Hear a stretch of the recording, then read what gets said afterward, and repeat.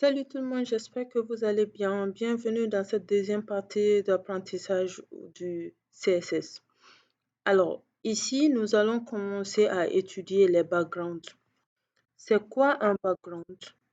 Un background, par définition, c'est une propriété CSS qui permet de définir les différentes valeurs des propriétés liées à la gestion des arrière-plans d'un élément.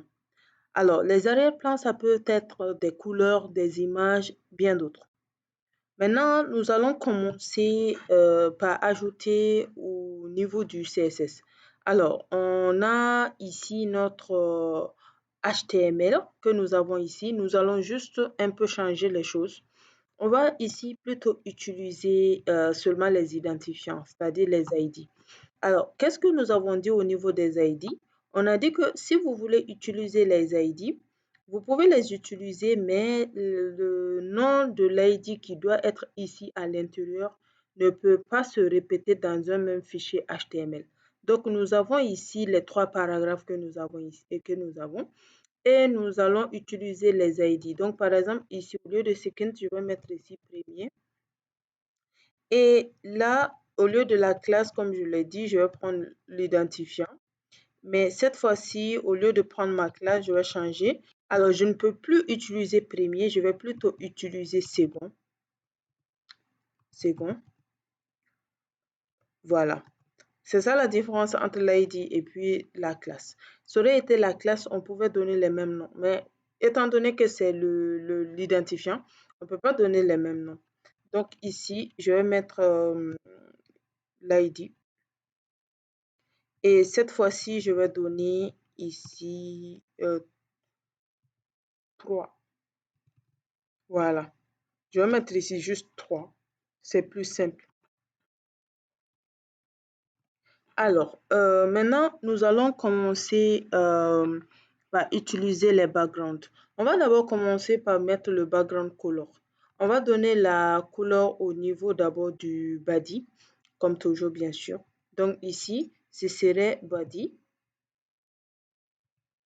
Et là, on a ici background color. Voilà. On a ici background color. Au niveau du background color, je vais donner une couleur plus claire. Je vais donner cette couleur-là. CTRL S. Vous voyez que maintenant, voici notre couleur de fond dans le body. Alors, sachez que la couleur de fond ou bien même l'image de fond et tout ça, ce n'est pas seulement pour le body, on peut le mettre même au niveau des paragraphes.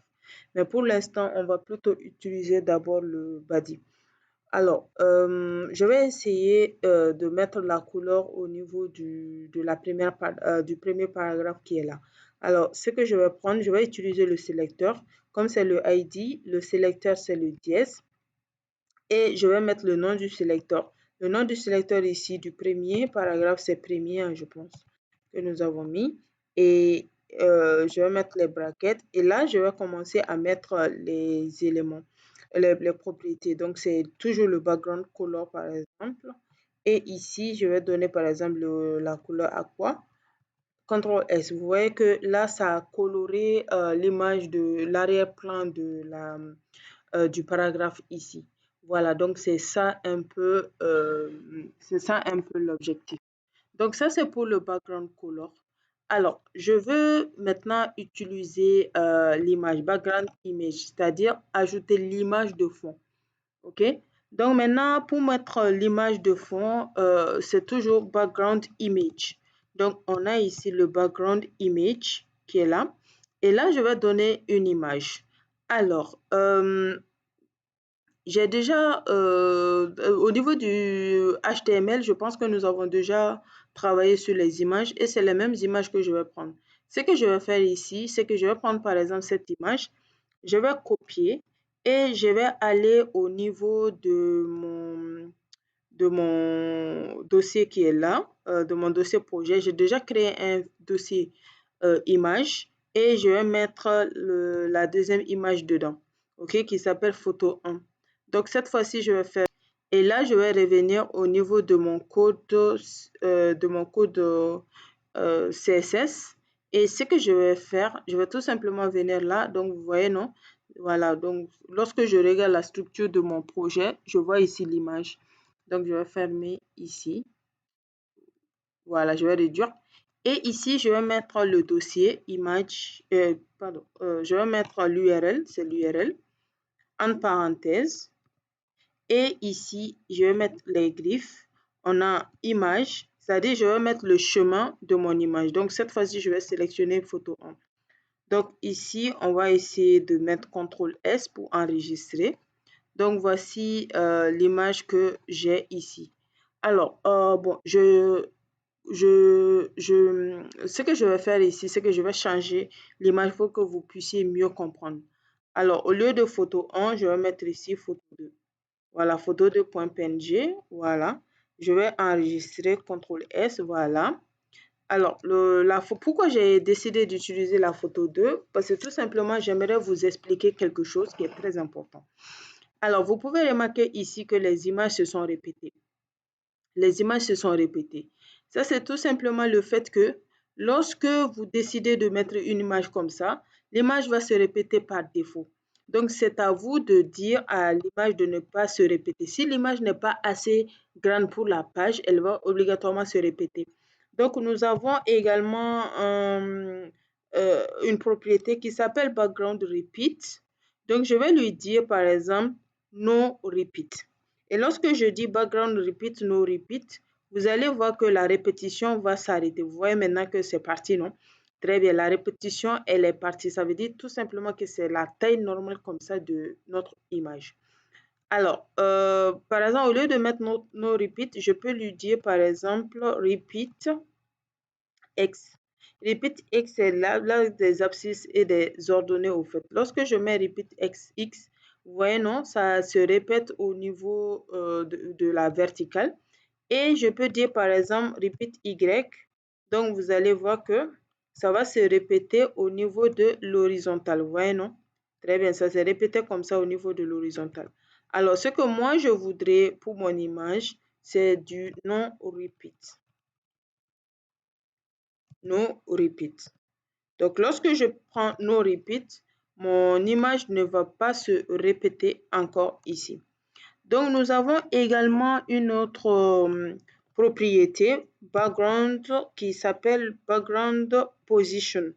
Background position, je peux donner n'importe quelle position. Voici ce que vous avez ici.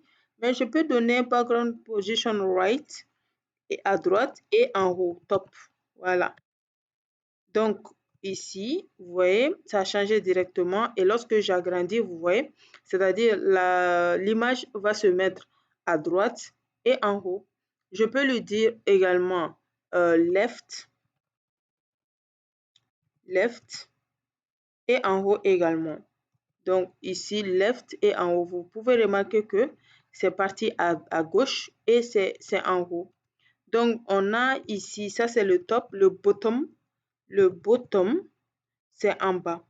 Et lorsque je mets bottom, vous voyez que là, voilà. Donc, vous voyez ici. Donc, là, c'est comme ça que ça a rendu. C'est devenu encore plus petit au fait. Donc, on peut dire ici également le right bottom. Voilà. Et lorsque nous prenons le right bottom, vous voyez également, voilà, l'image s'est vraiment affaissée au fait. Là, je vais mettre ici le center. Et on va voir ce qui va se passer. Ici, vous allez remarquer que ça va vraiment centrer l'image au fait. Donc, voilà un peu ce que nous pouvons dire au niveau de, nous pouvons dire au niveau des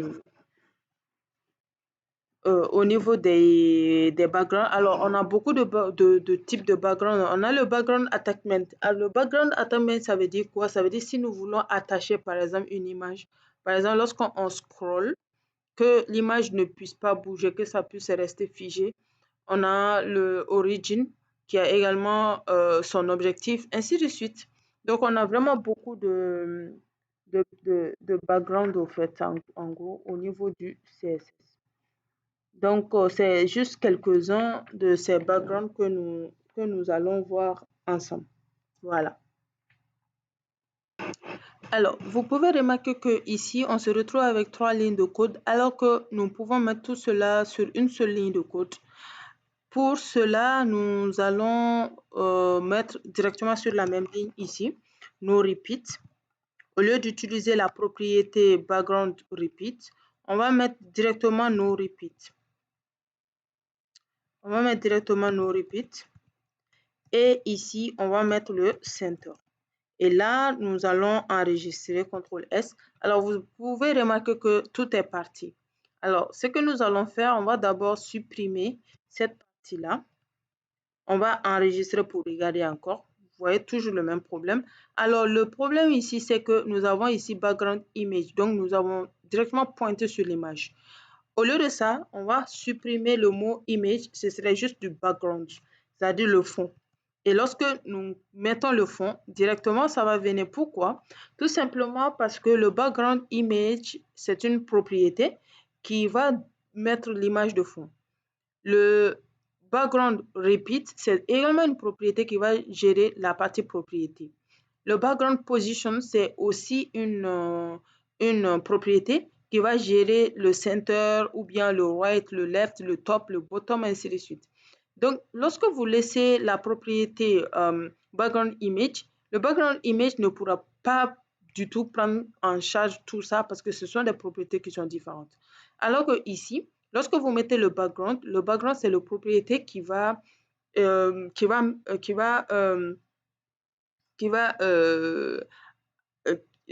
contenir toutes les propriétés background que je viens de vous citer comme ça. Voilà. Nous allons maintenant voir les bordures au niveau du CSS. Alors, les bordures, c'est juste la délimitation, par exemple, au niveau des tableaux et autres. Donc, c'est ça les bordures. Alors, nous allons tout simplement continuer à travailler sur le HTML que nous avons écrit. On ne va pas changer les ID ni rien du tout. On vient tout simplement au niveau du CSS et nous allons commencer à travailler sur les bordures.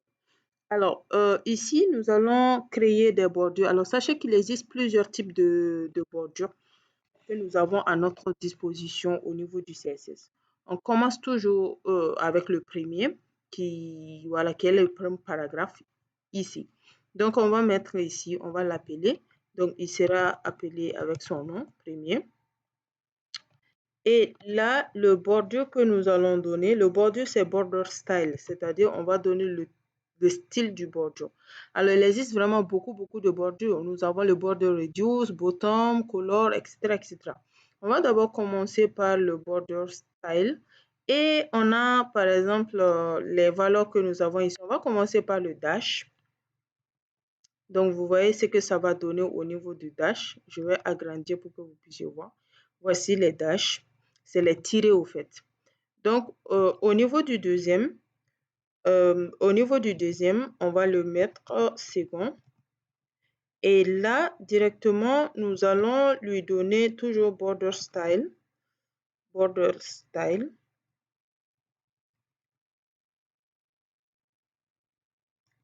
Voilà. Et là, nous allons donner le dot. Et ça, c'est des points pointillés. C'est des points. Et enfin, le troisième, nous allons lui donner, on va mettre ici 3. Ici, nous allons lui donner toujours le border style. Au niveau du border style, on va lui donner double. Et voilà. Donc, ça va lui donner le double trait. Donc, je vais agrandir pour que vous puissiez un peu mieux voir. Donc, voilà un peu ce que nous avons ici. Voilà, j'agrandis. Donc, voici le double. Ça donne des doubles traits. Ici, c'est des points. Et là, c'est des tirés. Donc, voilà un peu ce que nous avons au niveau. Ce que nous pouvons... Alors, ça, c'est le premier style. Alors, sachez que le deuxième style, on peut changer directement ici. On va mettre, par exemple, le groove. Vous allez voir ce que le groove donne. Voici le groove. Ça va nous donner quelque chose comme un trait solide, c'est-à-dire un trait plein, mais de couleur un peu plus grisée. Alors, nous avons également le solide qui sera vraiment beaucoup utilisé parce que ça permet de tracer juste un trait normal. Voilà, un trait normal, un trait plein normal. Nous avons également le ridge qu'on utilise aussi. Vous allez voir ce que ça va vous donner. Voici le ridge qui est là. Ça aussi, ça va vous donner un trait grisé, plein, mais pas aussi fort que le groove vous faites. Alors, nous avons également les border insets.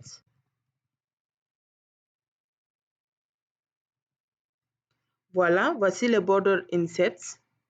Ce que ça donne également, je ne sais pas si vous remarquez. Donc, ça vous donne les traits, un trait fort et également un trait vraiment très, très faible. Alors, nous avons les outsets. Également la même chose, mais c'est comme si c'est l'inverse du inset. Et nous avons enfin le non, c'est-à-dire on n'a pas de trait.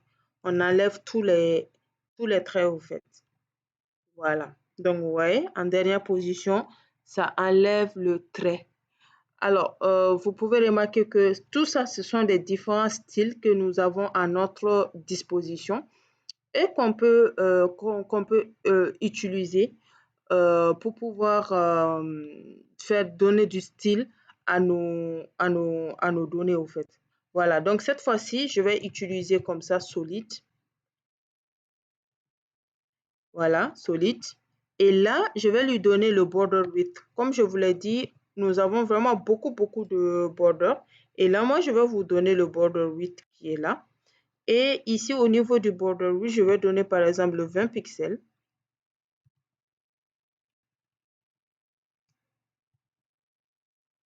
Et je vais lui donner également un autre 20 pixels par exemple. Je vais enregistrer. Et voilà ce que nous avons. Vous voyez que ça a donné... Oh, excusez-moi. Voilà, voilà. Donc, on a ici le 20 pixels, 20 pixels. Vous voyez ce que ça a donné. Voilà, donc ça a vraiment ajouté beaucoup au niveau de la bordure. Mais sachez que normalement, la bordure, ici, le border width, c'est quatre valeurs. Nous, on a mis les deux valeurs parce que la largeur, la hauteur, c'est pareil. Par exemple, la partie droite, gauche, ainsi de suite, le haut, bas, le gauche, la droite, c'est pareil. Mais par exemple, je peux me donner 20 pixels ici. Je vais dire ici 10 pixels. Et je vais dire ici 3 pixels. Et là, je vais dire 50 pixels par exemple. Vous voyez ce que ça donne, non? Très bien. Donc, nous avons là la partie gauche qui est là, 50 pixels. Le 20 pixels, ça c'est en haut. 10 pixels ici, ça c'est à droite. Et le 3 pixels, ça c'est en bas. Voilà, donc vous voyez que normalement c'est les 4 et les 4 côtés ne sont pas pareils. Très bien. Alors maintenant, on peut donner également des couleurs. Donc ça c'est le border color. Donc au niveau du border color, là-bas aussi c'est 4 pixels normalement. Mais vous pouvez donner, par exemple, même, j'ai dit 4 pixels, c'est 4 valeurs. Mais vous pouvez même donner une valeur, donc ça va colorer tout en même temps. Mais si moi je décide de donner 4 valeurs, donc on va utiliser ici le yellow. Je vais mettre ici yellow green. Je vais mettre ici blue. Voilà, blue. Et je vais mettre ici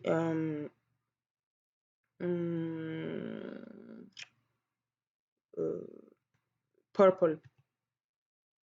Ou bien, voilà, bon, je vais prendre ça. Donc là, CTRL S, vous voyez ce que nous avons ici à ce niveau. Donc voilà un peu. Donc attends, au lieu de 3 pixels, je vais dire 12 pixels. Et voilà. Donc regardez un peu ce que nous avons. C'est comme si nous avons une petite boîte comme ça. Donc, je vous conseille vraiment de vous amuser un peu à créer des choses comme ça. Avec le CSS, on peut faire de très jolis designs, au fait, au niveau de nos données. Alors, on va essayer cette fois-ci de nous intéresser un peu au second paragraphe. Donc, le border style, on peut lui donner par exemple un autre truc. On veut lui donner par exemple 5 pixels solides. Donc, ce serait un trait solide. Et on va dire, bon, la couleur, ce serait red, la couleur rouge. Voilà. Donc, la couleur, ce serait red. Voilà la couleur rouge ici. Alors, le problème ici, c'est que ça ne marche pas. C'est toujours la même chose au niveau de ce que nous venons de voir avec les propriétés là du background. On va enlever le style. Parce que si on n'enlève pas le style, on a beaucoup de types de propriétés qui sont en jeu au fait. Voilà, par exemple, on a le border color qu'on vient d'utiliser, nous avons le border width qu'on vient d'utiliser, ainsi que le border style. Donc, ça ne va pas le faire. Donc, tout cela, toutes ces propriétés-là sont contenues dans du border simple. Alors maintenant, on va utiliser le border reduce. Le border reduce, c'est tout simplement la bordure, réduire la bordure au fait. Donc, par exemple, je peux dire border reduce ici, 5 pixels. Ça aussi, là-bas aussi, c'est 4 parce qu'on a 4 côtés au fait. Donc, 5 pixels, on peut dire encore 5 pixels. 5 pixels. Si je veux que les côtés soient vraiment arrondis pareil. Donc, vous voyez que ça arrondit un peu. Par exemple, je peux maintenant mettre en 15 pixels, celui-là. Et vous voyez que ici, c'est vraiment bien arrondi, encore plus arrondi. Et on a ici 15 pixels encore. On va mettre ici encore 15 pixels. Et là aussi, on va le mettre en 15 pixels. Et voilà, donc vous voyez que maintenant c'est encore plus arrondi. Ainsi de suite, je vous conseille de continuer à utiliser la pixelisation. Voilà. Alors, donc, bon, je pense que nous avons un peu vu les bordures. Maintenant, ce que je vais faire, je vais venir créer un petit tableau. Donc, je ne vais pas supprimer cela. Je vais tout simplement venir utiliser du HR. Voilà, voilà. Alors, je reviens ici et là, je vais faire du H1 pour créer mon tableau. Donc, on a ici le H1, mon tableau.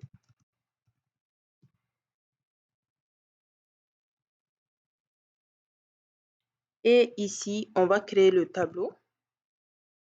Donc, j'espère que vous n'avez pas oublié comment on crée un tableau. Voilà, il faut toujours continuer à créer les tableaux. Donc, on va créer un tableau de prénom.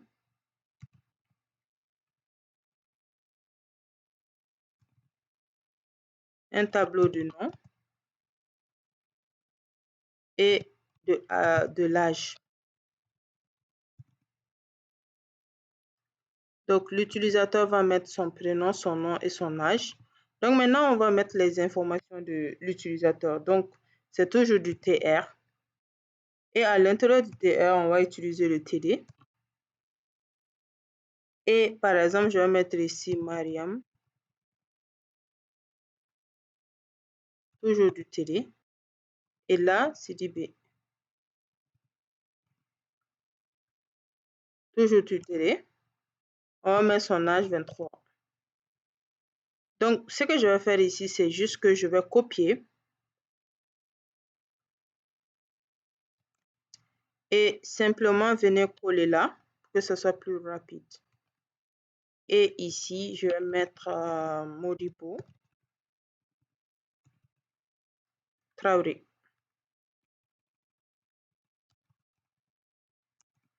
Et je vais mettre son âge, je vais mettre ici 28 ans.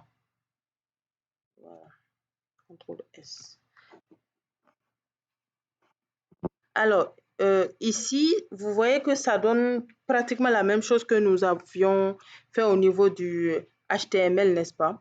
Alors, maintenant, la petite différence que nous allons voir ici, c'est quoi? C'est que nous allons utiliser des sélecteurs. Alors, pour que ça soit plus facile pour nous, on va plutôt utiliser des sélecteurs de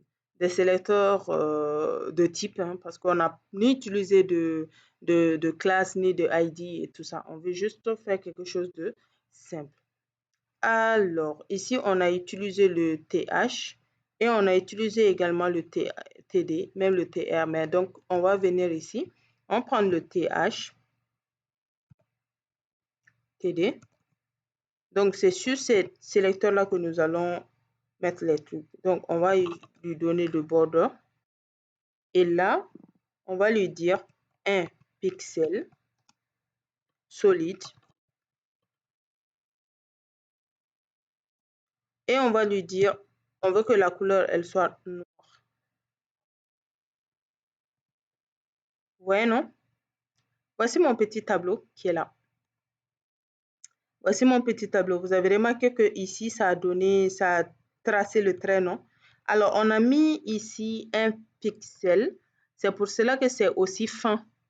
Alors, si vous voulez que ça soit un peu moins fin, par exemple, quand je prends 2 pixels, vous voyez que ça devient encore un peu plus grand. Ici, je peux prendre 3 pixels, encore un peu plus grand, ainsi de suite. Donc, voilà.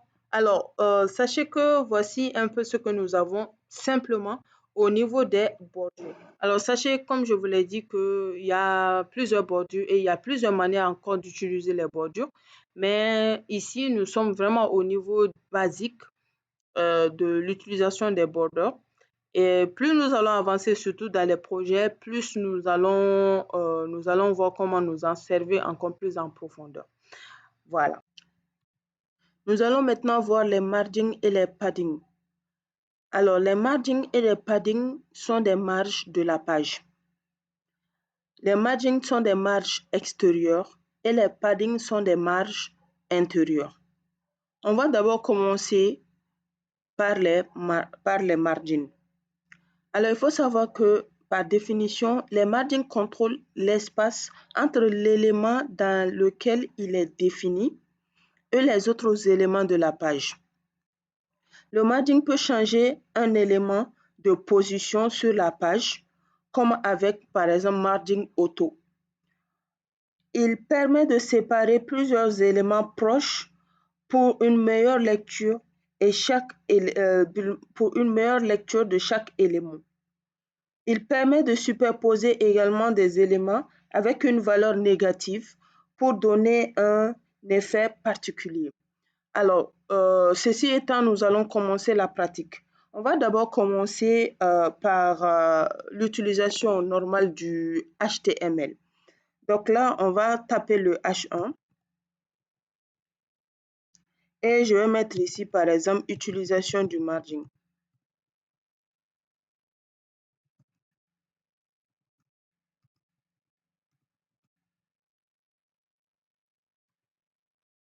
Et là, on va utiliser cette fois-ci le div.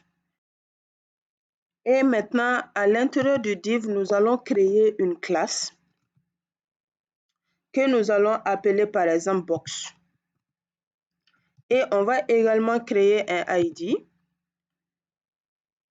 que nous allons appeler box1. Donc en gros, ici, nous allons créer 2 box. Et au niveau de ces 2 box-là, on va essayer de faire des expérimentations sur le margin en fait. Donc, nous avons ici son nom, box 1. Et je reviens toujours ici. Nous avons un deuxième div. Attends, j'ai mis box. Voilà, je vais mettre box. Je vais créer 2 box au fait. Donc ici, je vais tout simplement copier et je vais venir coller ici. Donc, au fait, comme on l'a dit au niveau des classes, des sélecteurs de classes, vous pouvez avoir 2 classes qui ont les mêmes noms. Mais vous voyez ici, non, on a ici box 1, on ne peut pas avoir box 1 ici, donc je vais mettre ici box 2. Et là, je vais changer de nom, box 2. Alors, comme je vous l'ai dit, je vais créer 2 box au fait. Donc ici, ce serait du HR. Alors, 2 box, ça sous-entend obligatoirement que je dois aller au niveau maintenant du CSS pour pouvoir styliser tout ça.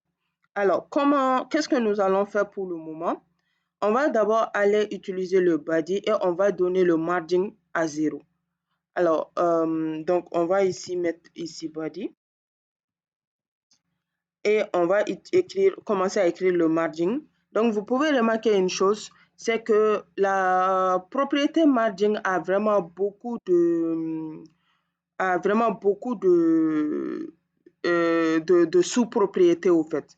Par exemple, nous avons le margin qui est la propriété, on va dire, principale. Et à l'intérieur maintenant du margin, nous avons le margin top, nous avons le margin bottom, left, right, inline start, inline end, on a block start, block end, on a margin block, on a margin inline, on a margin trim. Nous avons tout ça comme margin. Ce que je vais vous conseiller, c'est que bon, au niveau de ce tuto-là, on ne va pas tout voir, mais chez vous, s'il vous plaît, essayez de tout tester un à un pour que vous puissiez voir la différence au fait. C'est comme ça que vous allez vraiment apprendre. Donc, cette fois-ci, je vais utiliser le margin. Quand je prends le margin simple correspond à tout ça au fait. Voilà. Donc, on a ici le margin et on va lui donner 0. 0. Par exemple, au niveau des valeurs également du margin, regardez tout ce que nous avons. Donc, vous pouvez, soit si vous voulez utiliser des valeurs, des chiffres, par exemple 50, 30, 20, ainsi de suite, ou bien vous pouvez directement prendre 0, ou bien auto. Ok, vous voyez que ça a un peu bougé, non? Voilà, par exemple, le margin, j'ai mis 0, c'est venu un peu, un peu à gauche, au fait. Voilà. Donc, le truc. On va mettre ici 0 pixels. Voilà, on va mettre ici 0 pixels. Donc maintenant, ce que nous allons faire, on va travailler sur les box maintenant. Donc on a pris la classe box. Alors, ce que moi je compte montrer maintenant, c'est de créer des box. Quand on dit box, on dit obligatoirement, par exemple, délimitation également des cadres et tout ça. Donc, on va plutôt prendre le box. Ici, c'est un sélecteur de classe. Donc, on a vu qu'au niveau des sélecteurs de classe, on va utiliser le point et on va mettre le nom de la classe ici. Et là, nous allons essayer de mettre des bordures, au fait. On a vu la partie sur les bordures. On va utiliser les bordures. Tout ça, ce sont des box modèles, que ce soit les bordures, que ce soit le margin et le padding. C'est ce qu'on appelle les box modèles. Donc, les boîtes, pardon, les modèles de boîtes. Donc, on a ici border. Par exemple, je vais lui donner 5 pixels. Solide. Voilà. Solide.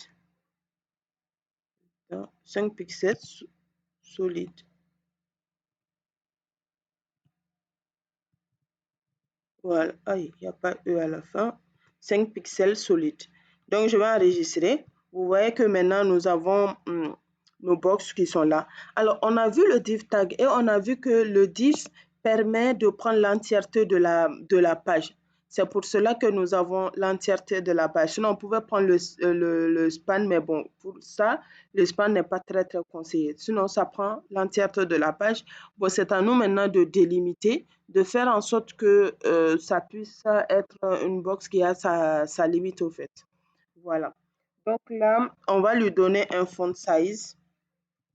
Donc, on a vu le font size déjà. Donc, au niveau du font size, je vais lui donner par exemple 5 EM.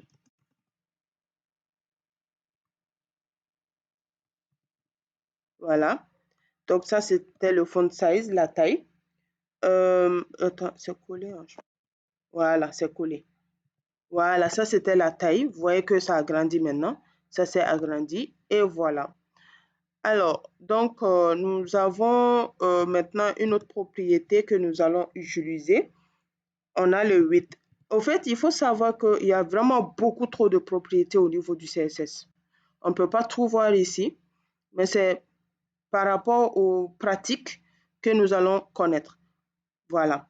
Donc, je vous demande de faire vraiment beaucoup de recherches souvent là-dessus. Donc, on peut mettre ça à 250 pixels. Donc, lorsque je mets ça à 250 pixels, j'enregistre. Et vous voyez, non? Voilà. Donc, vous voyez que maintenant, ça s'est réduit. Donc, c'est ça le 8, au fait. Voilà. Donc, maintenant, après, nous allons utiliser le high. En fait, le 8, c'est la largeur, le high, c'est la hauteur. Donc, on a ici le high. On va également mettre ça à 250 pixels. Et voilà. Donc, ça, c'est la hauteur. Vous voyez maintenant mes box, comment mes box sont actuellement. Voilà. Donc, voilà un peu ce que nous avons au niveau de la création de notre box.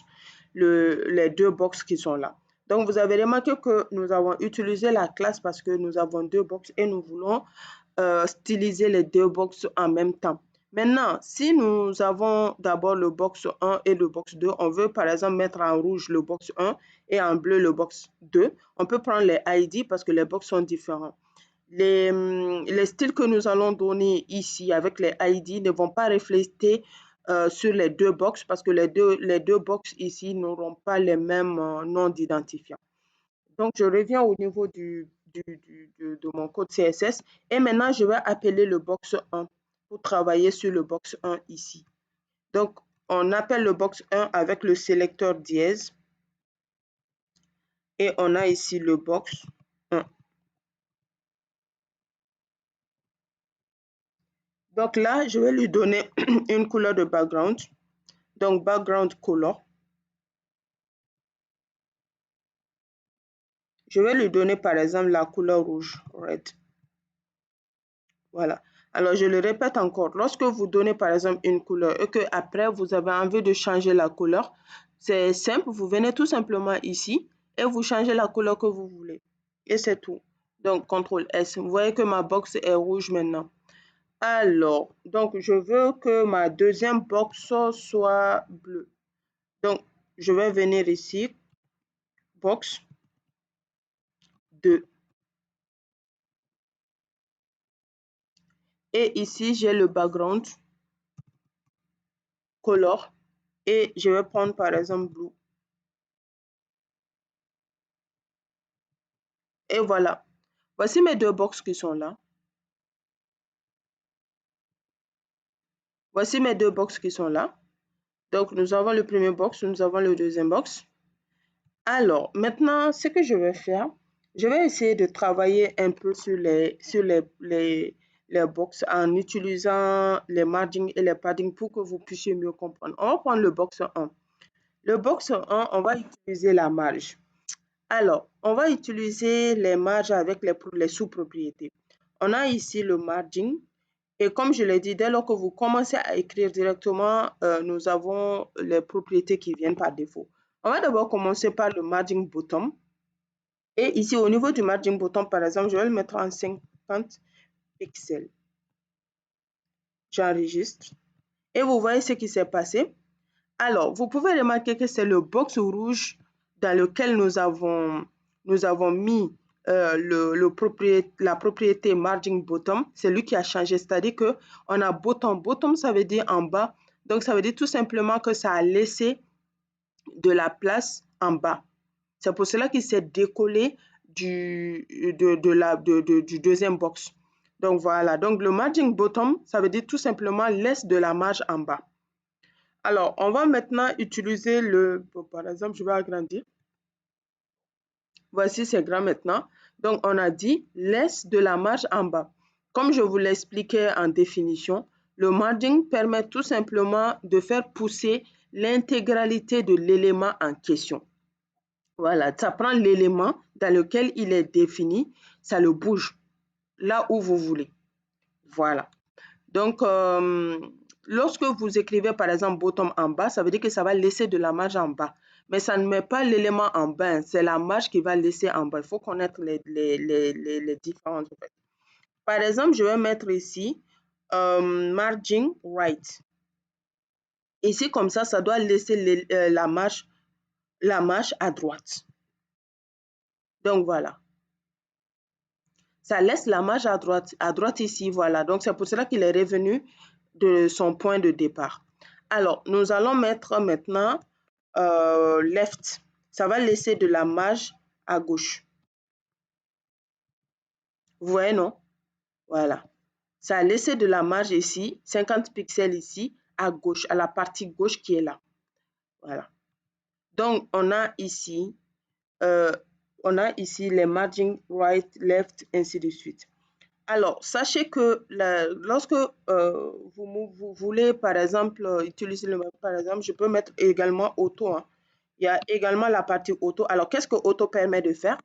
Auto permet de encore plus bouger, c'est-à-dire que ça met totalement ça laisse 100% de la marge ici à gauche quand on met auto left. Voilà. Quand on met auto left, c'est-à-dire si vous voulez que ça aille directement jusqu'à la fin de la partie, vous mettez la partie, vous mettez la valeur automatique. Donc, voilà un peu ce que nous avons au niveau de ces quelques marges-là que nous avons. Par exemple, ici, je viens là, je mets ici margin auto. Et vous voyez, non? Très bien. C'est-à-dire que si je veux mettre mes éléments au beau milieu de ma page, je mets tout simplement, je mets tout simplement le margin auto ici au niveau des box. N'est-ce pas? Nous avons créé les box ici, les box div. Voilà. Donc, ça prend la page. Et si j'ai envie de mettre au beau milieu de la page, je mets tout simplement le margin auto. Donc, ça vient mettre mes éléments, ça bouge mes éléments au beau milieu de la page.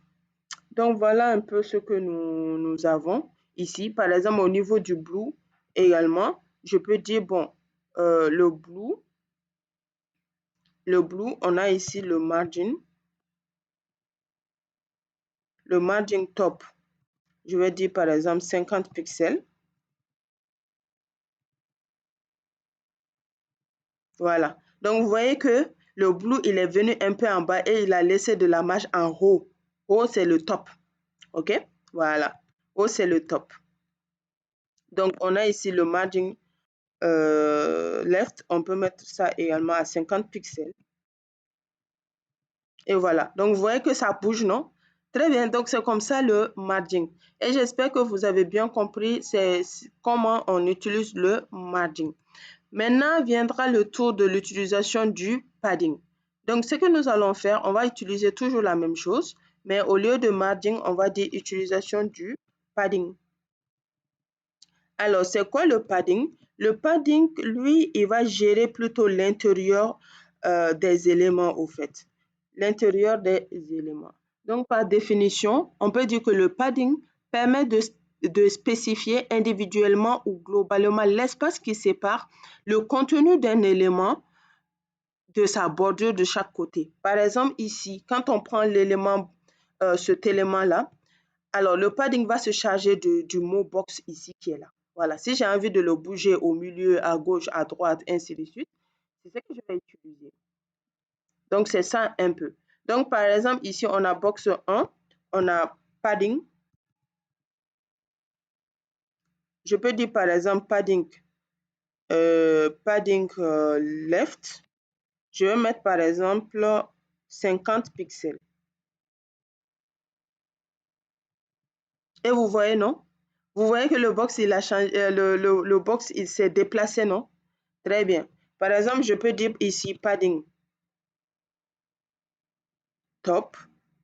Je veux qu'il me laisse un peu de auto. Je vais lui dire auto. Je vais lui dire par exemple 50 pixels également.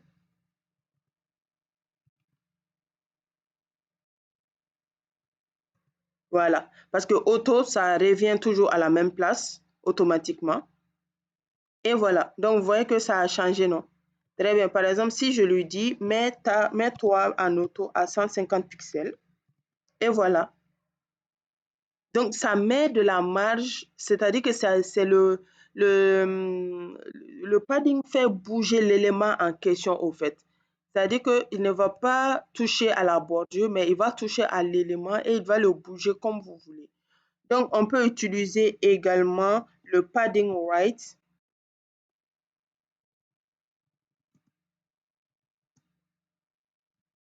Le padding white.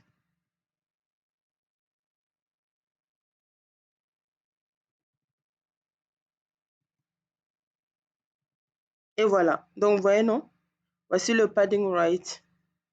Donc, voilà un peu ce que nous avons. Au niveau des box bleues également, vous pouvez faire la même chose. Utiliser les paddings pour changer les box. Alors, voici ce que nous pouvons dire au niveau des paddings et des margins. Maintenant, ce que nous allons faire, on va essayer d'inspecter notre site. À chaque fois, c'est ce qu'on fait. Lorsque vous codez, allez-y inspecter votre page. Et lorsque vous inspectez votre page, vous allez voir les différents trucs. Voici les modèles de boîtes. Donc, comme je vous l'ai dit, nous avons le margin, nous avons la bordure et nous avons les padding. Et là, vous pouvez gérer ça comme vous voulez. Souvent, le fait de chercher les chiffres et tout ça, ça peut être un peu compliqué pour au niveau de votre site. Donc, si c'est le cas, vous venez tout simplement inspecter votre page. Et lorsque vous inspectez votre page, vous venez ici au niveau de l'inspection. Vous allez sélectionner le box que vous voulez. Par exemple, moi, je vais dire box 1.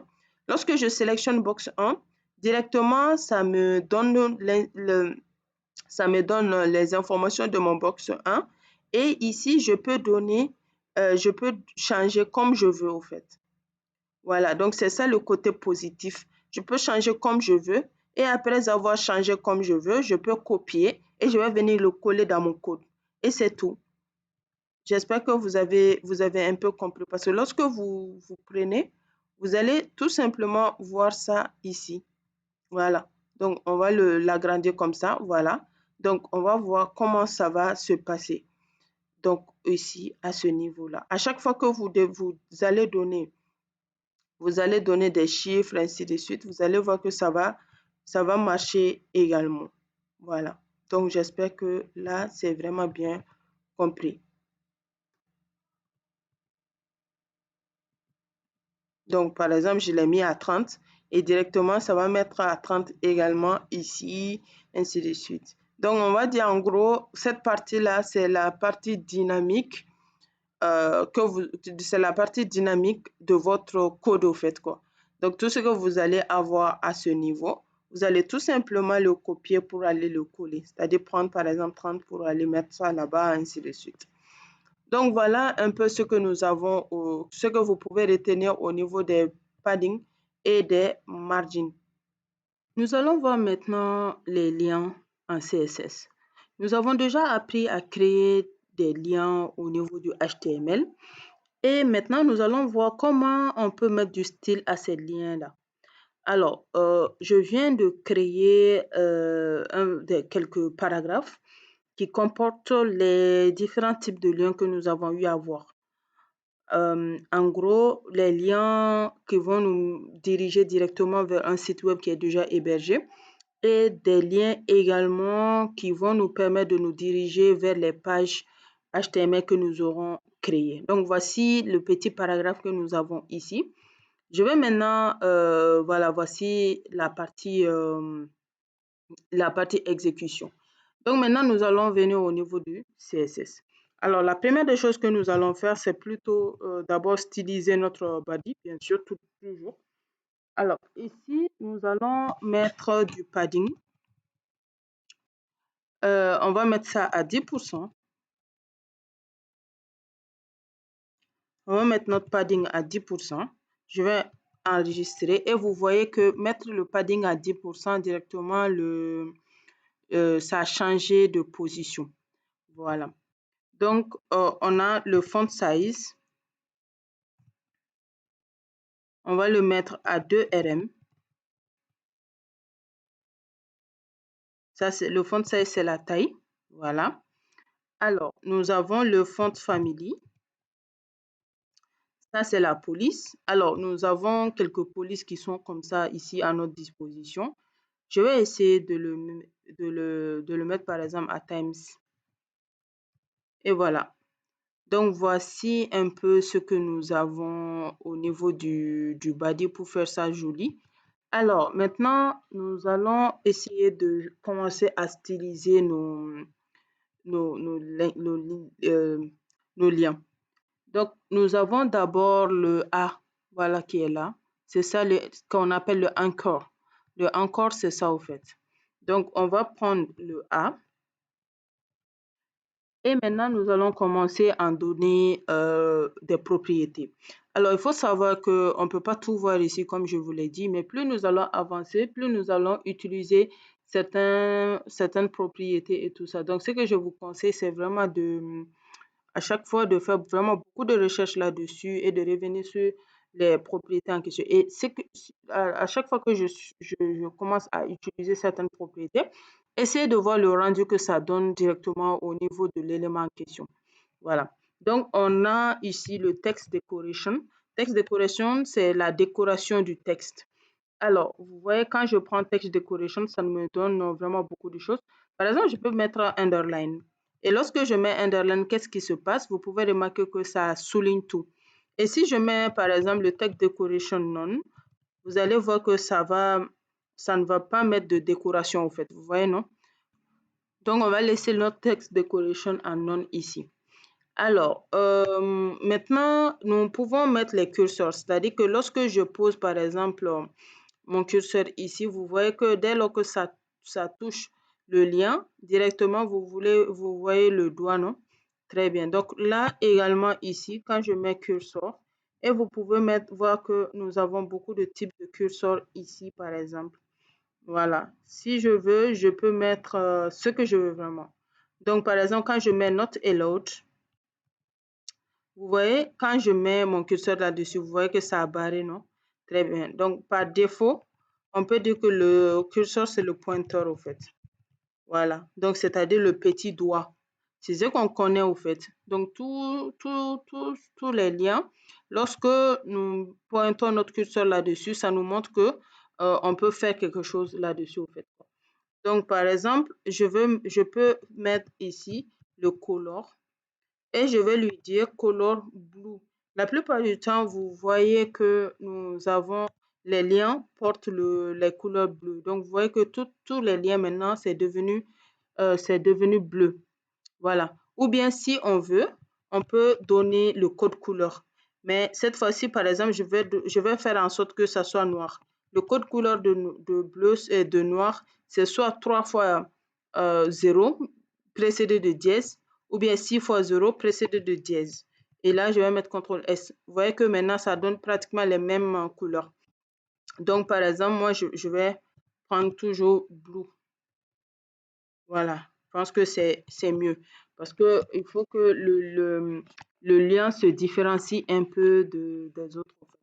Alors, nous allons essayer d'utiliser autre chose. Par exemple, nous avons le A, visited. Alors, visited, c'est également une propriété, c'est-à-dire lorsque c'est visité, c'est-à-dire lorsque le lien est visité, on va lui demander de donner la couleur, par exemple, purple. Voilà. C'est pour cela que souvent, lorsque vous cliquez sur un lien, après directement, ça vient à purple. Vous voyez que c'est ça là, c'est devenu purple parce qu'on a l'habitude de les visiter. Vous voyez, non? Voilà, ça revient au niveau de, voilà, voici. Lorsque je clique là-dessus, directement, ça revient et c'est devenu purple ici. Voilà. Donc, par exemple, lorsque je clique ici, ça me dit que je n'ai pas de page, HTML, tout simplement parce que je n'ai pas créé de page HTML. Par exemple, ici, je peux créer une page, HTML. Ici, je vais créer, par exemple, je vais lui dire one.html. C'est ce que j'avais pris, HTML. Voilà. Donc, je vais mettre ça ici. Voilà. Donc, lorsque je clique ici, vous voyez que maintenant, ça me donne la page. Voilà, ça me donne la page ici. Je vais retourner. Vous voyez maintenant que c'est devenu purple, voilà, violet. Voilà, c'est tout simplement le fait que ici, on vient de dire à notre, voilà, on vient de dire tout simplement à notre CSS, hein, voilà, on vient tout simplement de dire à notre CSS au cas où on aurait cliqué sur le lien, soit de couleur violette pour nous montrer qu'on a cliqué sur toi. Voilà. Et ça, on le voit tout le temps au niveau des sites. Donc maintenant, on va lui donner quelque chose également qu'on appelle le hover. Le hover, qu'est-ce que ça veut dire? Ça veut dire tout simplement que lorsque vous mettez votre curseur là-dessus, directement, ça va changer de, on va dire, ça va changer un peu de couleur. Vous mettez votre curseur dessus, ça change de couleur. Donc, on va lui donner une couleur que nous voulons. Par exemple, couleur, je vais lui donner Dodger. Voilà, Dodger Blue, par exemple. Donc, on va voir ce que ça va nous donner ici. Par exemple, ici, vous voyez, non? C'est ça le hover. Souvent, lorsqu'on crée des boutons et tout ça, on peut lui donner le hover. C'est-à-dire, lorsque nous mettons notre curseur là-dessus, directement, ça change de couleur. Par exemple, je peux lui dire, bon, soit de couleur rouge, red. Voilà. Vous voyez, non? Voilà. Lorsque je mets mon curseur dessus, directement, ça devient rouge. Voilà. Donc, c'est ça le hover. OK? Voilà. Donc, ce sont les petits trucs euh, nous allons avoir l'habitude de beaucoup utiliser au niveau du CSS. Donc, j'espère que vous avez un peu compris tous les styles que nous pouvons également donner à nos éléments. C'est pas seulement les liens, même sur autre chose également. Voilà. Donc, voici un peu quelques propriétés que nous pouvons donner. Alors, sachez qu'il en existe vraiment beaucoup, hein, mais au fur et à mesure, comme je l'ai dit, que nous allons avancer, nous allons les voir. Voilà. Nous allons maintenant voir les positions en CSS. Il faut savoir que la propriété position, c'est une propriété qui est très puissante et qui va nous permettre de définir un type de positionnement pour nos éléments. La propriété position ne va pas nous permettre de positionner un élément en soi dans une page, mais simplement de définir un type de positionnement grâce aux valeurs comme statique, relative, absolute, fixed et sticky. Mais il faut savoir également qu'il en existe aussi beaucoup. On a le float également. Donc maintenant, ce que nous allons faire, on va mettre du CSS et du HTML d'abord. Et au niveau du HTML, nous allons créer des containers. On va créer des containers ainsi que créer des classes qui vont porter les différents types de positions que nous allons utiliser maintenant.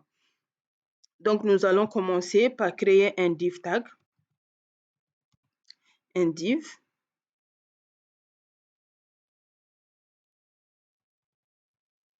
Et à l'intérieur du div, nous allons créer la classe. On va l'appeler outer container, outer-container.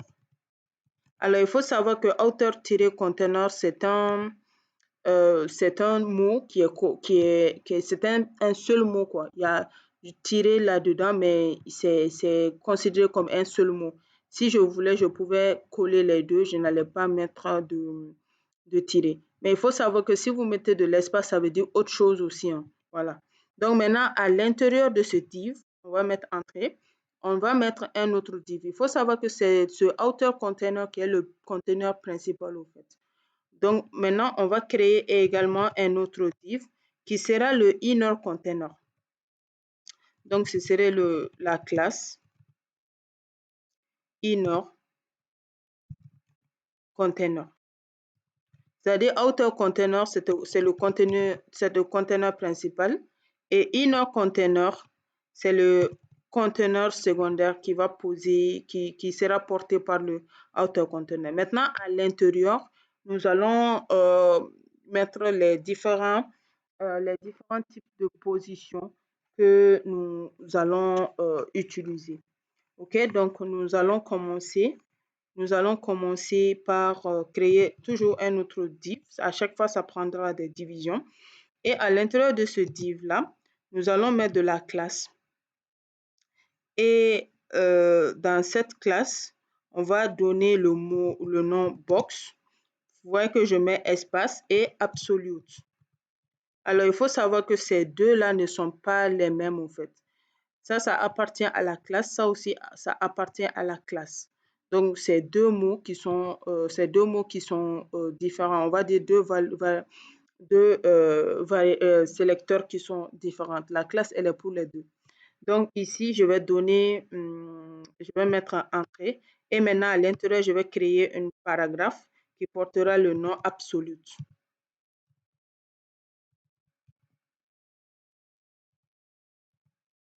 Voilà, qui portera le nom Absolute. Alors, là, voici le box voici le div, cette div-là. Maintenant, ce que je vais faire, je mets en bas et je vais créer un autre div qui sera pour le relative. Donc, au niveau de ce div, je vais créer un P qui sera le relative. Et maintenant, à l'intérieur de ce div, on va créer une classe. Et maintenant, on va donner toujours box. Et cette fois-ci, c'est relative. Et voilà. Donc, la même chose, je viens ici. Et je vais créer un div. Et P. Et dans ça, ce serait fixed. Et à l'intérieur, ce serait la classe. Et cette classe, toujours la même chose, box. Et cette fois-ci, la différence est le fixed. Encore ici. Alors, il faut savoir qu'on fait beaucoup d'imbrication ici. Hein. Imbriquer, c'est le fait de mettre les données les unes à l'intérieur des autres. Vous pouvez remarquer que nous avons le premier conteneur qui est là et qui démarre ici et qui se ferme jusqu'en bas ici. C'est très important que vous le sachiez au niveau du HTML.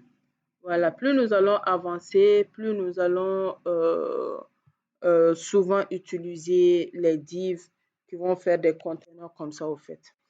Donc là, ce serait encore un autre div. Et à l'intérieur, c'est du P. Je vais l'appeler sticky. Donc, on a la classe. Et au niveau de la classe, ce serait box. Et ce serait sticky. Et voilà. Donc, voilà un peu ce que nous avons. Je vais enregistrer. Et vous voyez, je viens de créer les différentes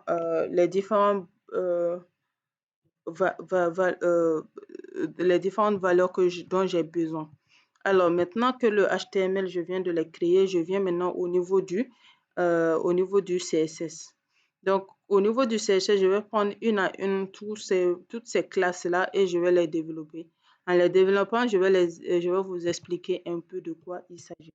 Alors, on commence d'abord par utiliser par le sélecteur universel pour un peu mettre en style l'intégralité de notre page au fait. Voilà. Donc, tout ce que nous avons vu au niveau des sélecteurs, c'est hyper important et nous allons tout le temps les utiliser au fait pour au moins avoir la main. Donc, on a d'abord le margin. Le margin, on va le mettre à 0.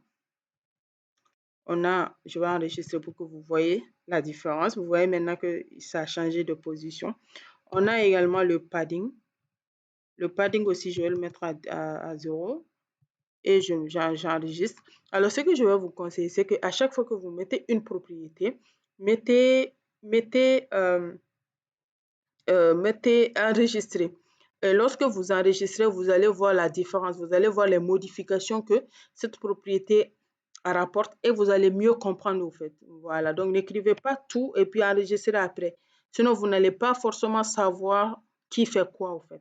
Donc, on va utiliser le box sizing. On va dire border box. Voilà, j'enregistre. Voilà. Donc, le box sizing, border box, ça permet tout simplement de préparer la page à avoir des bordures. Donc, nous allons travailler sur le body. Voilà, le body, c'est le corps de la page. Et on va lui donner un font family. Le font family, je vais lui donner celui-là. Voilà. Et voilà, vous voyez maintenant que ça a changé. Très bien. Donc, ici, maintenant, on a le font size. Je vais lui donner 1.5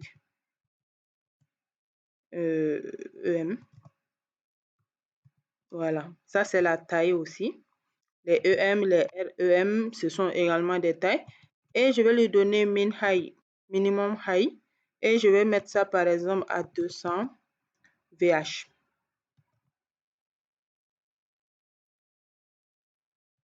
Et voilà. Donc, vous voyez, non? Donc, 200 VH, vous voyez que ça ajoute un peu la taille au fait. Donc, parce que j'ai besoin que ça me scrolle un peu. C'est pour au moins avoir un peu plus d'expérience. Donc, le minimum high, ça veut dire que je vais faire en sorte que la page puisse être, donner une taille à la page, au fait, une taille de base à la page. Parce que la page vient avec sa taille normale. Par exemple, la page, elle ne dépasse pas ici. Mais moi, je lui dis, bon, dépasse un peu là pour que je puisse scroller. Voilà. Donc, c'est ça le minimum high et vous pouvez donner le nombre que vous voulez. OK. Donc, maintenant, nous allons essayer de travailler sur le outer container qui est là. D'abord, sur ce outer container, on va essayer de créer des bordures là-dessus. Voilà, pour pouvoir délimiter pour vous. Donc là, on va l'appeler outer. Le outer, c'est un sélecteur de classe. Et on a dit que pour utiliser un sélecteur de classe, on utilise le point. Donc, nous avons ici le outer container. Faites très attention. La manière dont vous allez déclarer votre container ici, les noms ici, c'est les mêmes noms que vous allez venir prendre. Les majuscules et les minuscules, c'est très sensible au fait. Il ne faut pas les différencier. Voilà, il ne faut pas les mélanger au fait. Voilà, donc on va ici utiliser le border. On va lui donner par exemple 3 pixels au niveau des borders. On va lui dire soit en pointillé, en dash. Et maintenant, on va lui donner par exemple la couleur noire. Donc la couleur noire, c'est dièse 1, 2, 3. 3 fois 0 ou 6 fois 0. Donc, vous voyez, voilà. Donc, voilà un peu ce que nous avons au niveau de du container outer. Donc, maintenant, on va lui donner un 8, c'est-à-dire un largeur. Donc, nous avons le 8. Je vais lui donner à 75 VW. Et voilà, donc je vais enregistrer. Donc, vous voyez, non? Voilà. Donc, après, je viens ici, la hauteur, high. Je vais lui donner à 85 VH. Et voilà, donc vous voyez, non? Exactement ce que ça me donne maintenant. Et je vais lui donner du margin. Je vais lui donner 40 pixels. Et auto. Et voilà. Donc, voilà un peu ce que nous avons au niveau du outer container. Maintenant, on va utiliser le inner container. Alors, au niveau maintenant du inner container, c'est là la même chose. Inner container.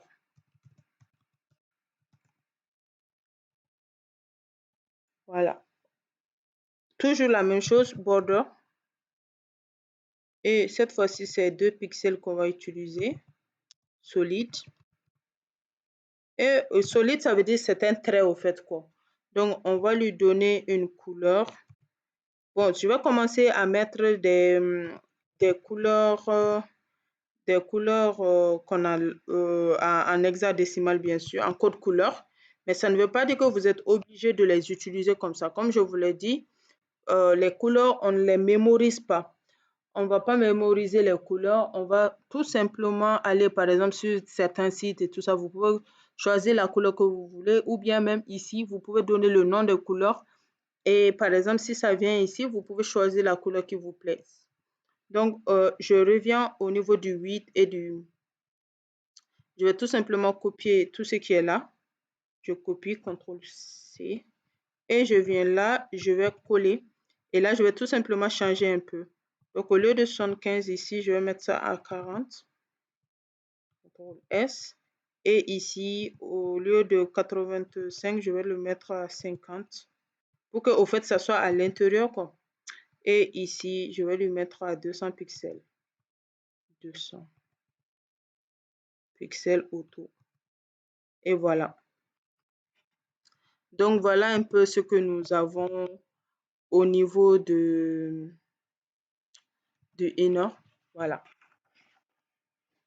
Donc, voilà un peu ce que nous avons au niveau du inner.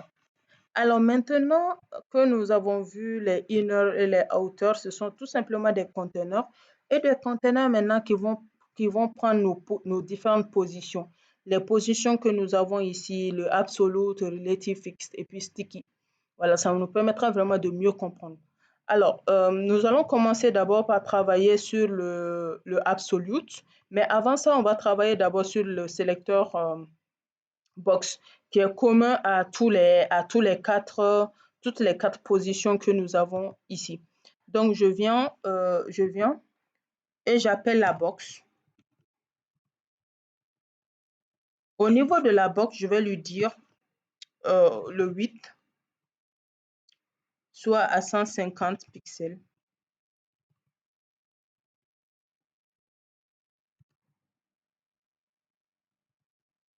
Alors, ici, le high, le box ne sera vraiment pas directement visible pour le moment, au fait. 150 également pixels. Alors, la couleur. Alors, la couleur, je vais lui dire, bon, soit vraiment blanche, quoi. Donc, la couleur blanche, c'est soit le mot white, ou bien vous mettez 3 fois F, ou bien 6 fois F. C'est ça la couleur blanche. Et on va lui donner du padding. On va lui dire d'être à 1 REM. Donc, CTRL S pour tout ça. Voilà, donc au fait, ce sont voilà, les trucs là qui sont en gros au niveau des box. Alors, ce que nous allons maintenant faire, c'est de prendre un à un, une à une, les positions que nous avons ici et puis travailler avec. On va commencer par la position absolue. On va commencer par la position absolue. Voilà. Donc, alors, c'est quoi la position absolue? Sachez que la position absolue enlève la boîte de son flux normal. Sa position d'origine est remplacée par l'élément suivant. Donc, on va essayer de voir en pratique ce que ça va nous donner. Donc, je vais tout simplement appeler le absolute qui est là. Voici le absolute. C'est un sélecteur de classe. On vient, on l'appelle et on va lui écrire son mot absolute. Voilà. Donc ici, je vais lui donner d'abord une couleur de fond pour que ça puisse être un peu plus, ça peut se différencier un peu plus des autres en fait. Donc on a ici le background color et on va lui donner la couleur 00F par exemple. Voilà la couleur bleue,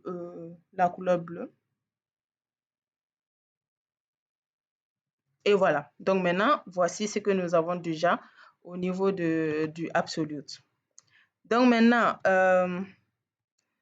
donc au fait, il faut savoir qu'au niveau on a créé une box au fait. Et au niveau de la box, on a lui donné du high, du width, du high également. Voilà. Donc c'est pour cela que ça a pris l'intégralité. Très bien. Donc ici, on vient et là, nous allons donner la position maintenant absolue. Donc on a le position et on va dire absolute. On va voir ce que ça va nous donner. Voilà. Donc la position absolue, vous pouvez voir que ça n'a pas bougé. Ok, c'est pas un problème. On va venir ici et on va maintenant lui donner les propriétés top, left, ainsi de suite. Donc on va lui dire top. On va mettre le top à 0. On va voir ce que ça va nous donner. Vous voyez maintenant que ça a bougé. Très bien. Maintenant, après, on va lui donner left. C'est-à-dire, on va lui demander d'aller à gauche et on va lui donner 0 également. Enregistré. Donc, vous voyez, non? Très bien. Donc, on va lui dire d'aller à gauche et d'aller en haut. Alors, faites attention. Nous avons déjà vu la partie sur le padding et le margin. C'est différent de ça. Le padding, quand tu dis left, c'est que l'élément va aller à droite pour laisser de la place à gauche. Quand tu dis right, l'élément va aller à gauche pour laisser de la place à droite. Ici, ce n'est pas le cas. Ici, si tu lui dis va à gauche, c'est à gauche qu'il va. Si tu lui dis va à droite, c'est à droite qu'il va. Très bien, j'espère que là, vous avez compris. Donc, voici un peu ce que nous avons au niveau de la position absolue qui est là. Alors, qu'est-ce que nous allons maintenant faire? Par exemple, ici, je vais essayer de changer un peu. Je vais lui dire soit à 100. Vous voyez, non? Quand je mets le top à 100. J'ai mis le top à 0, c'est monté jusqu'en haut. Et j'ai mis le top à 100, c'est monté, mais un peu c'est allé, ce n'est pas monté, mais c'est allé à gauche, au fait. Voilà. Donc, par exemple, je vais lui dire ici, top à 50. Et left, je veux dire. Left à 50. Et voilà, c'est revenu à sa place au fait. Voilà. Donc ici, ce que je vais faire, je vais laisser ça à 0.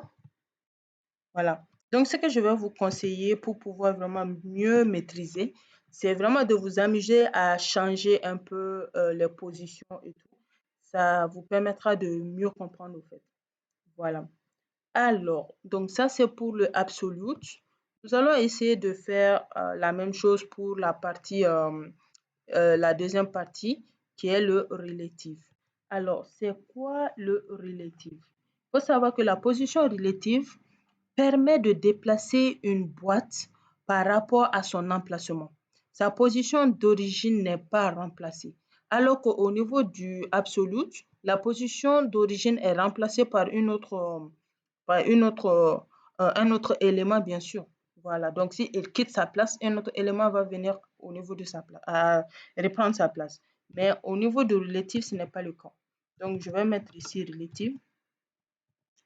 Donc, ce que je vais faire pour éviter de beaucoup écrire, je vais tout simplement copier cette partie et je vais venir coller. Je vais juste changer certaines choses, c'est tout. Donc, ici, au niveau de relative, je vais mettre ici F. Je vais dire ici, soit à 0, 0. Voilà. Donc, je vais lui donner cette couleur-là. Et cette fois-ci, ici, au lieu que ce soit absolute, ce serait relative. Position relative, je vais enregistrer. Et voilà, voilà ce que nous avons au niveau de la position relative.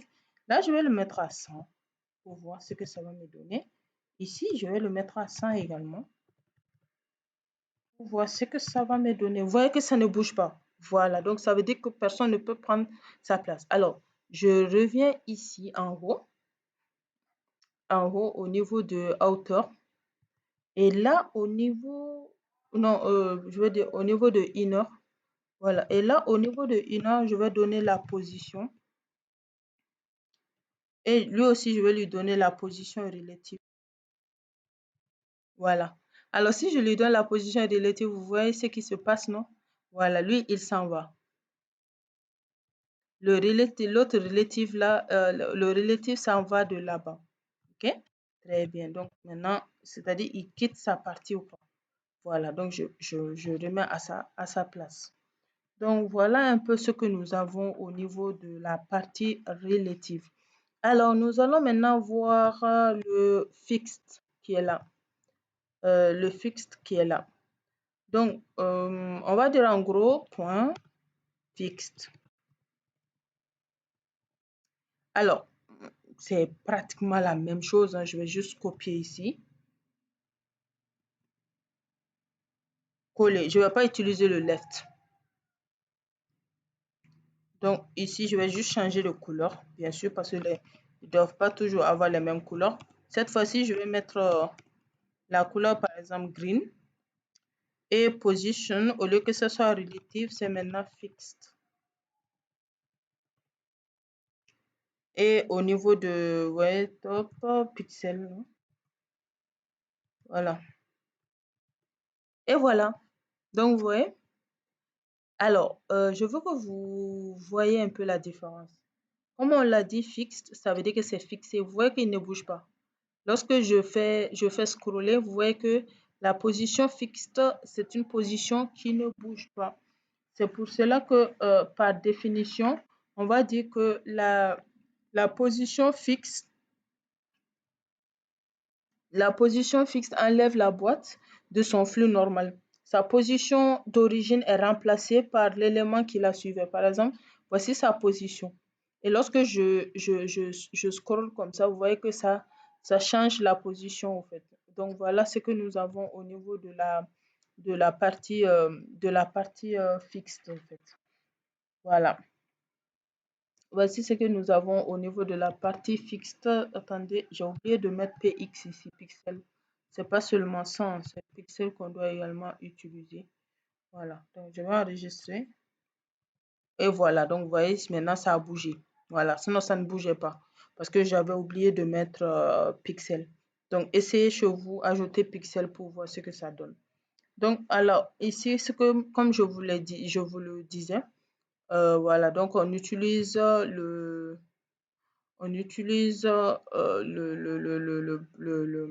fixed. Si on veut fixer, par exemple, si vous voulez fixer un menu, vous pouvez mettre le fixed. Donc, lorsque vous utilisez le fixed, tout passe, mais lui, il ne bouge pas, au fait. Et les éléments passent au-dessous de lui, au fait. Donc, maintenant, nous allons voir le sticky. Alors, le sticky est au milieu entre le fixe et le relative, au fait. Voilà. Donc, c'est ça le sticky. Alors, sachez que le sticky, lui, il est vraiment récent par rapport aux autres positions que nous avons ici.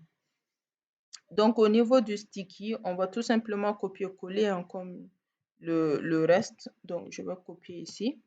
Et là, je vais venir coller. Et ici, on a le dièse. Voilà, je vais donner la couleur noire ici. Et là, ce serait la position sticky. Voilà. Sticky. Voilà la position sticky. Et là, je vais lui donner 0. Et voilà. Donc, je vais enregistrer. Vous voyez que nous avons le sticky qui est là. Voilà, le sticky est là et le sticky bouge aussi.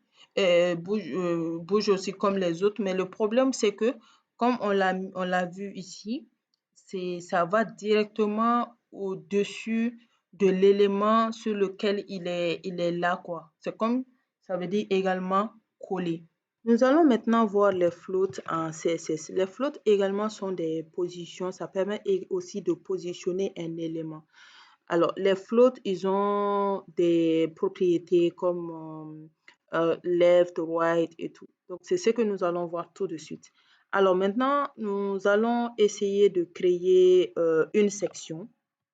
On va créer une section. Alors, sachez que les sections, ce sont des zonings, au niveau du HTML. Voilà, des zonings, c'est-à-dire le fait de tracer les zones. On a les sections, nous avons les headers, on a les footers, ainsi de suite également. Mais ça, on les verra sur des projets. Donc, ceci étant, nous allons continuer. On va utiliser un div tag et dans notre div, on va écrire float. Voilà. Maintenant, dans notre div, nous allons créer bien sûr une classe. Et cette classe-là, nous allons l'appeler bloc. Voilà, donc voici notre classe qui s'appelle bloc. Alors, sachez que tous les noms que nous donnons ici, c'est vraiment choisi par nous-mêmes. Mais il faut savoir également que dans ce codage-là au niveau du HTML, vous allez remarquer que ce sont pratiquement les mots conventionnels qu'on a l'habitude d'utiliser. Ça nous facilite vraiment la tâche au niveau de la compréhension. Donc, on va créer un premier paragraphe et on va lui donner du lorem.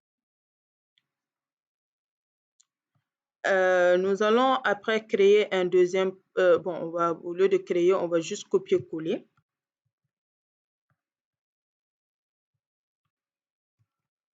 On va juste copier et on va coller plusieurs fois. Ça nous facilitera vraiment considérablement la tâche. Et voilà, donc je vais faire une fois. Et voilà. Voilà. Donc, nous avons ici 5 fois les paragraphes. Donc, maintenant que nous avons créé les paragraphes, nous... Oui, attends. C'est un peu compliqué de voir comme ça. Je vais essayer de... Voilà, je vais tout simplement essayer de mettre ça comme ça. Ça nous permettra vraiment de mieux cerner le truc au fait. Comme ça, on va bien voir. Voilà. Toujours aussi la même chose.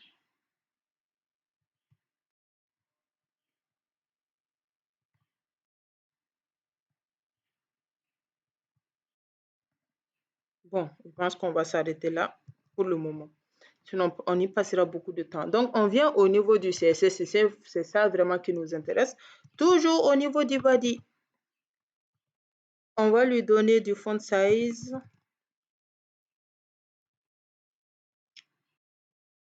On va donner 1.5 REM.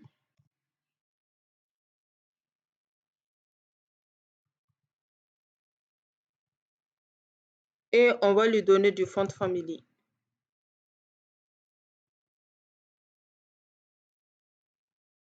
Et on va lui donner quelque chose de simple. Par exemple, je vais lui donner le Times. Et voilà, donc c'est plus facile pour nous au fait. Alors, voici, on peut s'arrêter là au niveau du body. Maintenant, nous allons appeler le bloc que nous avons créé ici.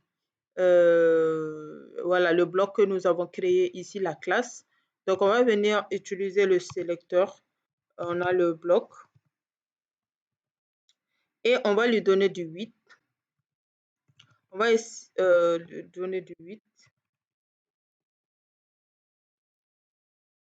Voilà. On va lui donner du 8. On va lui donner 30 VW. Voilà. Après, on va lui donner du high. Je suis en train de faire le dimensionnement au fait. Je crée la dimension d'une boîte que je vais créer. Voilà, donc il faut savoir que lorsque vous voyez directement le 8 et le high, c'est tout simplement le fait de créer, voilà, de donner une dimension. Vous voyez que quand j'ai donné le high, vous avez vu que ça a laissé la hauteur. Le 8, ça c'est la largeur ici. Voilà. Donc maintenant, je vais lui donner une couleur de fond, le background color. Je vais lui donner la couleur black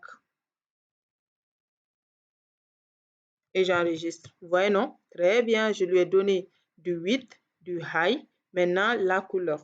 Et là, je vais donner une couleur, par exemple ici le float. Je vais lui dire, bon, la couleur float de mon texte, je veux que ça soit la couleur blanche. Donc, ce serait du white.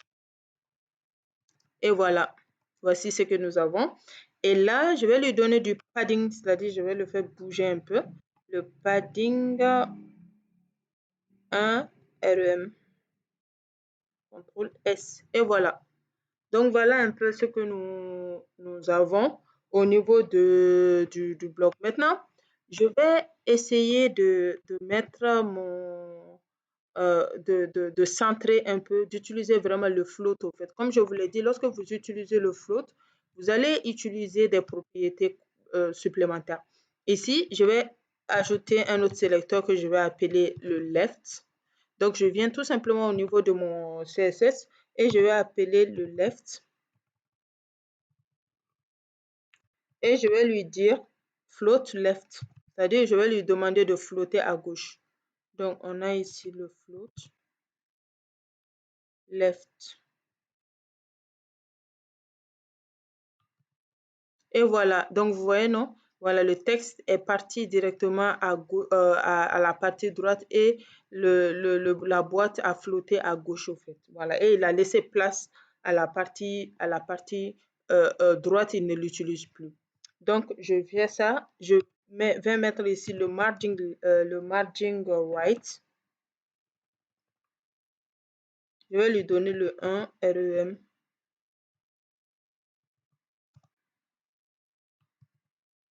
Et voilà, vous voyez que ça a bougé un peu, non? Voilà, donc vous pouvez remarquer que ça a bougé un peu.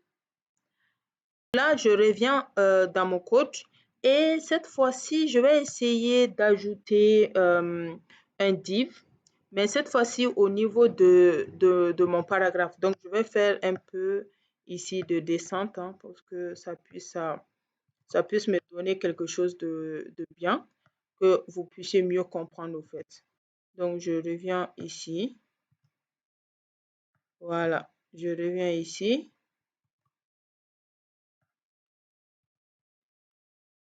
Voilà, et je vais essayer d'ajouter un autre div.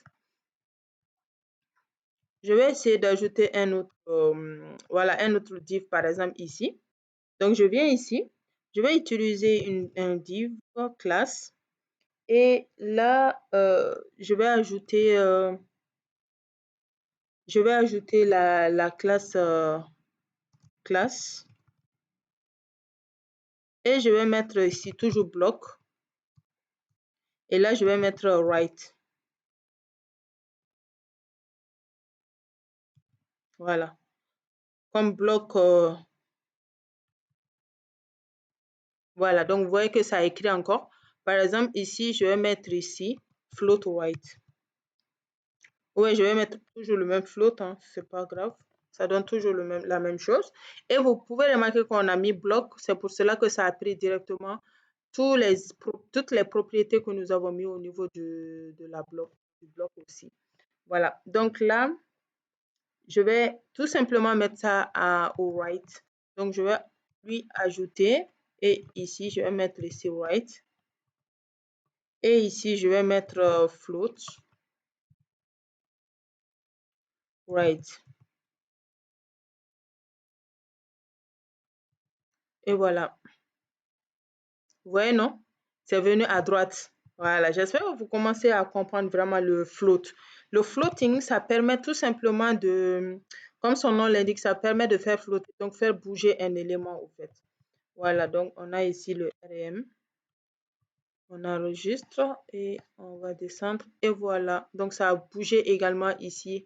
Margin left. Donc, margin left, ça a laissé de la place à gauche. Margin right, ça a laissé de la place à droite. Donc, ici. Et voilà. Donc, maintenant, on va un peu styliser notre section. On a créé la balise section ici. On va essayer de mettre un peu de style au niveau de notre section. Donc, je vais mettre ici section. Et là, je vais mettre background color. Je vais donner une jolie couleur. Par exemple, je vais prendre bisque. Et voilà.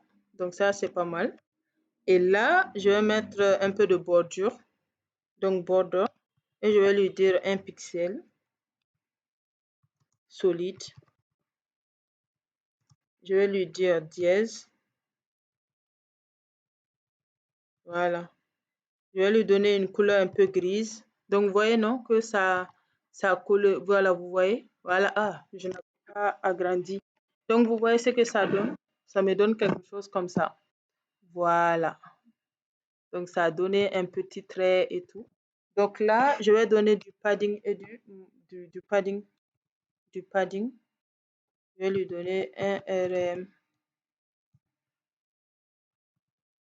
Et voilà. Donc, vous voyez maintenant que, voilà, c'est devenu, voilà, comme ça.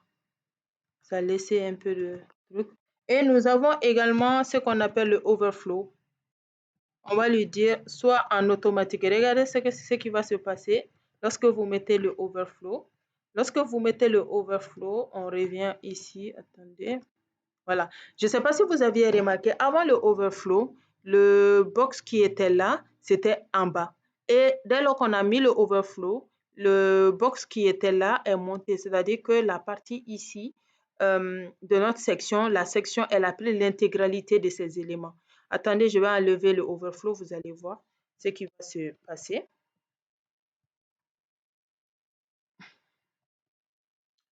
OK, donc regardez, ça c'est avant le overflow.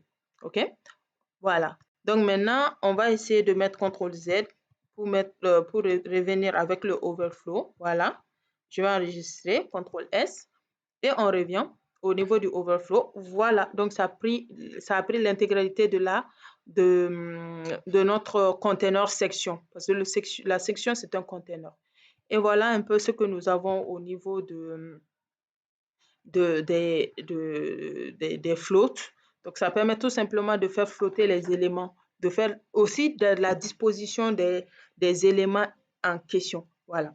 Donc, j'espère que cette partie-là également, vous avez bien compris. Ce que je vais vous donner comme conseil, c'est vraiment de beaucoup pratiquer les différents éléments qu'on met à votre disposition ainsi que les propriétés.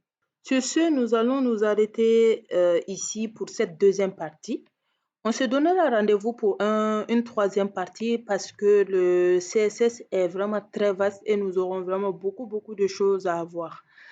Alors, pour continuer le reste, n'oubliez pas de vous abonner, de partager au maximum et surtout, n'oubliez pas que la seule manière de devenir un bon développeur, c'est la pratique. Vous allez reprendre tout ce que nous avons fait ensemble et vous allez me poser des questions au cas où il y aura des choses que vous n'avez pas compris. N'oubliez pas surtout de vous abonner et de me laisser des commentaires et surtout mettez beaucoup de pouces bleus, ça permettra de référencer bien la vidéo. Merci beaucoup, à la prochaine.